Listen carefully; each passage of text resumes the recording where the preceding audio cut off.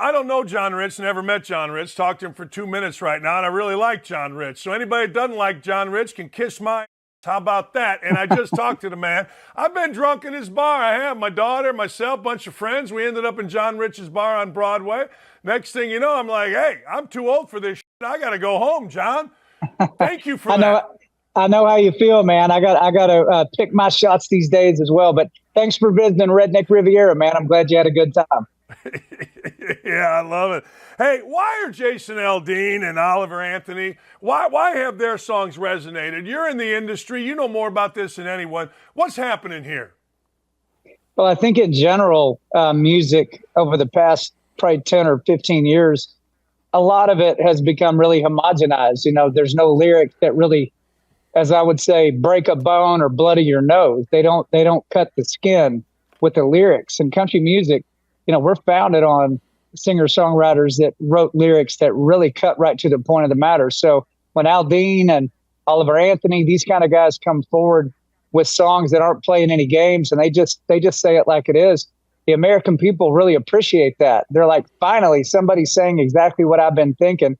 And so that's why those songs have exploded. They're singing the truth and people are responding to it. Why is that controversial? Well, the truth is always controversial, especially when you've been fed lies for your entire life, basically. When the truth finally punches through, it's called a conspiracy theory, or it's called a lie, or it's called controversial or polarizing. But in fact, what it is the truth. Oliver Anthony's song is just speaking the truth. I mean, the things he talks about in that song are things that Americans are discussing and dealing with and experiencing every waking minute of every single day. And nobody else wants to talk about it, but this guy will stand out in the woods on a trailer, you know, with nothing but a guitar and sing the truth, and it becomes the biggest song in the world. You know, John, that's got to resonate with you. I saw your text or tweet about what's going on at that festival with mud and trucks, and you're like, hey, man, that's country music. Don't give me that crap. So Oliver Anthony just doing it simple like that. Right? I'm assuming that's kind of how you probably started out, right? Just a guitar and a dream and a voice and talent, right? That's how everybody starts out. You know, you don't have any money or funding or connections. You're just sitting around with your own thoughts, your heart and your mind, and a pencil and a piece of paper, and you just write down what you're feeling. I think that's what he did. No doubt about it. I mean, that is one impressive guy. I had the pleasure of speaking to him a few times early on, and even on the phone, man, there was no nonsense with this guy. He believes what he says, and he says what he believes, and that's the true essence of an artist. You know, singers and artists are two different animals. Singers generally follow pop culture. They record whatever's popular at the time, and they're building a career, and there's nothing wrong with being a great singer. But artist, that word inherently means non-redundant. It's art. It's a one-of-a-kind singer, one-of-a-kind song, one-of-a-kind experience. And so real artists go out on limbs like Oliver Anthony has and write down things that nobody else is willing to write down. Did conservatives misread him? Has he misread conservatives? Because he's pretty much saying, hey, look, I don't like any of you. I don't like any politicians. I don't like any elites. And I'm in for that. I'm in for common sense. And that seems to be what he's about. But has there been a disconnect here, a misreading of some sort?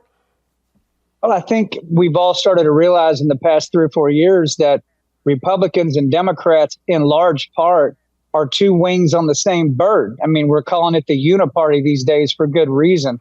You know, they go on TV and they fight like cats and dogs, but then behind closed doors, they're making deals with each other, cutting the American people to shreds. And so as we've watched this play out, we've all started to understand, yeah, you know what? Just because you have an R behind your name or a D behind your name, depending on how you vote, that doesn't mean really anything anymore.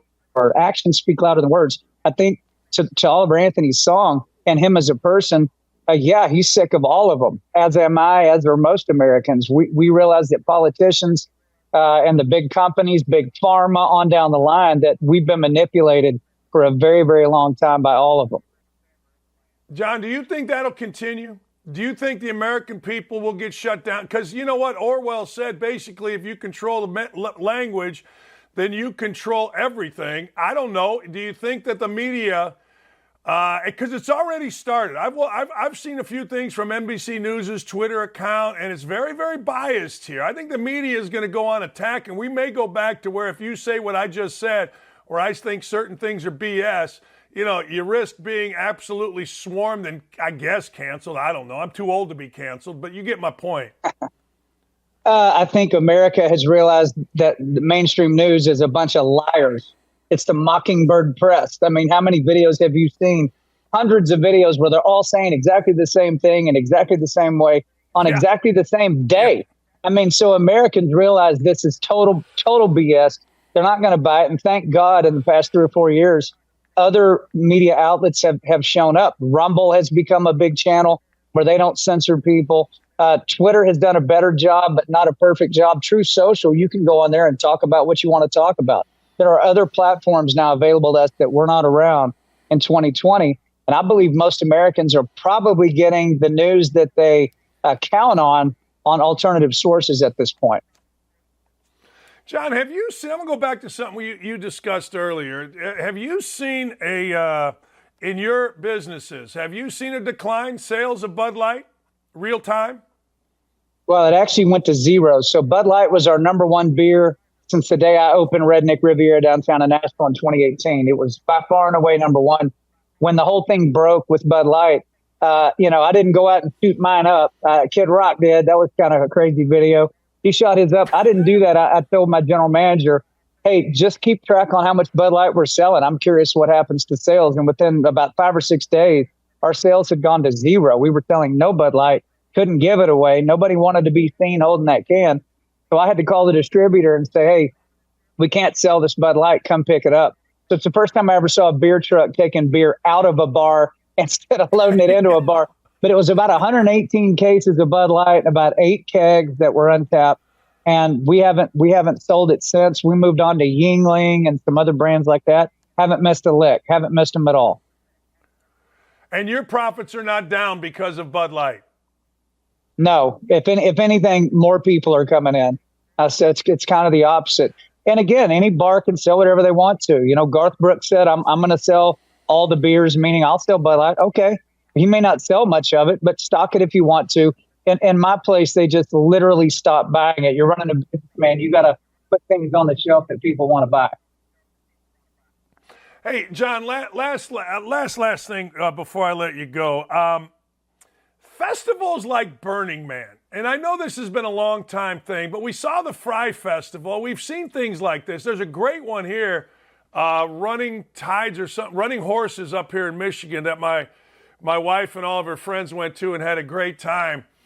Are these the future? Like, I know there's problems, but are these where country music is headed for guys and girls that are real country fans? It feels like these things are becoming more and more popular, even though there's been some problems.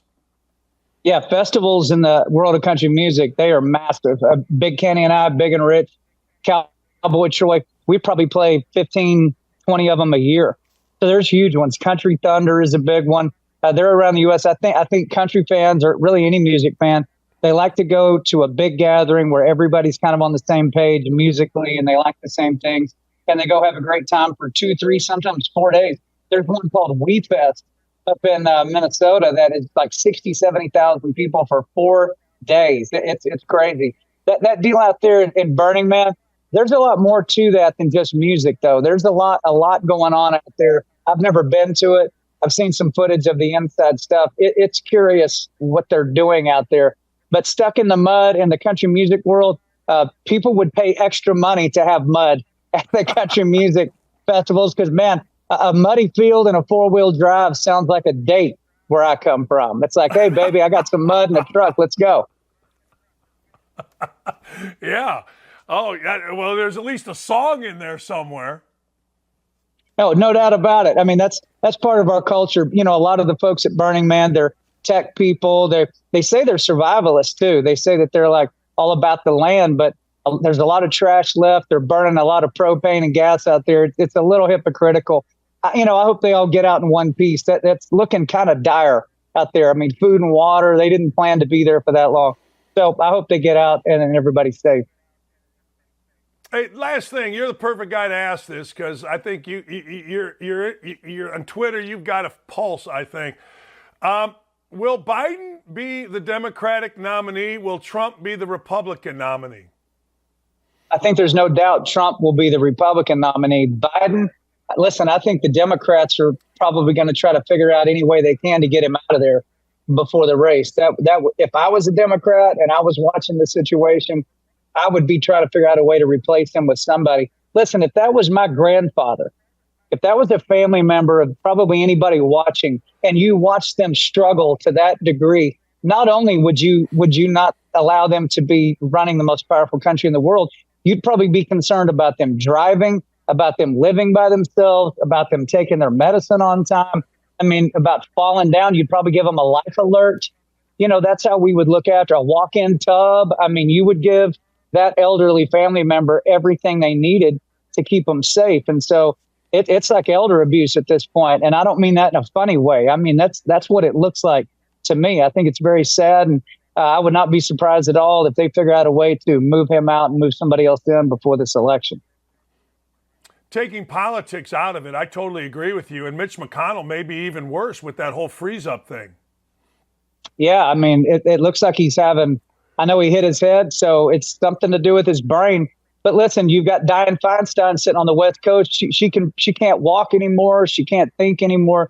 You know, America is in a dire situation on so many levels, probably every level, economically, with our border, with our drug problem, with geopolitical issues. World War III is out there brewing right now. I mean, we haven't heard of nuclear weapon talk since the 80s and the Reagan days when I was in school, and they'd make you do the drills at school in case an ICBM came flying. And so we've got all these things going on, and the guy at the White House can't complete a sentence and is falling down every other day. Listen, something's going to have to change and change really soon. John, I've said it. I'm a little bit older than you, and I remember in the 70s, bomb shelters. We had to go under my grandfather's house. I remember gas lines, gas shortages. Couldn't get hostages out of Iran. I've always said, look, man, I did not hear the word inflation for a long, long time since Jimmy Carter. But damn, I'm hearing it now. What's the solution in your mind? Is Trump the solution? Well, can you tell me anybody else that can go in and fix all these problems? I mean, who else can fix it? You know, I mean, Trump, they never finished building the wall. You know, there's steel laying up and down the border right now. Now, will that stop everybody? No, but it'll stop a lot of them. And I will tell you, I'm friends with some Border Patrol. They've been commanded by the feds, do not arrest these people. Just process their paper and let them in. I mean, a lot of that can change literally with the stroke of a pen overnight. As far as the World War III stuff, I mean, who do you trust more than Trump to get on the phone and say, guys, calm down. Let's take a few steps back. I mean, Biden can't do it. Biden seems to love war. He seems to be a warmonger. Guys like Lindsey Graham out there pushing war all the time. It's interesting to me that modern day conservatives are anti-war and the Democrats seem to be pushing for war. It's almost like a total flip-flop of what it used to be back in the days of Vietnam when the Democrats, the liberals were putting roses in the barrels of the rifles of the soldiers, say, hey, peace, not war. It's kind of flipped. We do not want to be in a war. We want to take care of what's going on in our own country right now.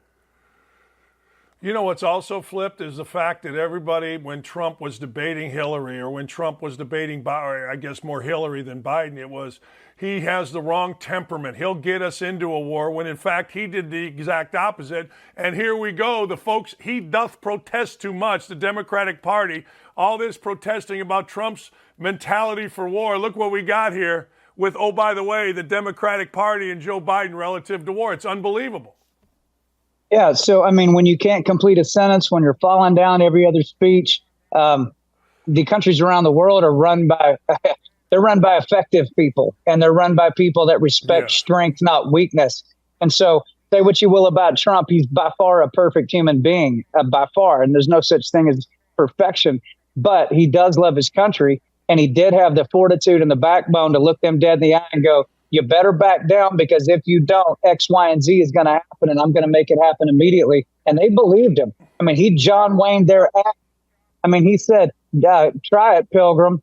You want to test my resolve? Take one more step. And nobody did. Trump's the only president in recent history that did not start a new war. Think about that. The guy that they said would get us into World War III was the one that didn't start a new war.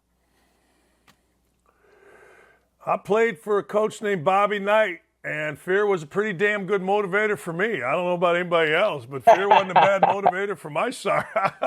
Did he ever throw a table or a chair at you? Nobody. I was sitting next to him when he did. I was getting ready to go in the game, and you can see me if you ever see that video. I'm in my uniform, and I'm kind of looking.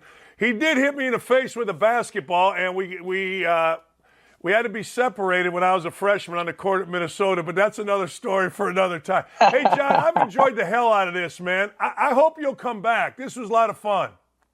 Oh, I'd love to, man. Good to be with you.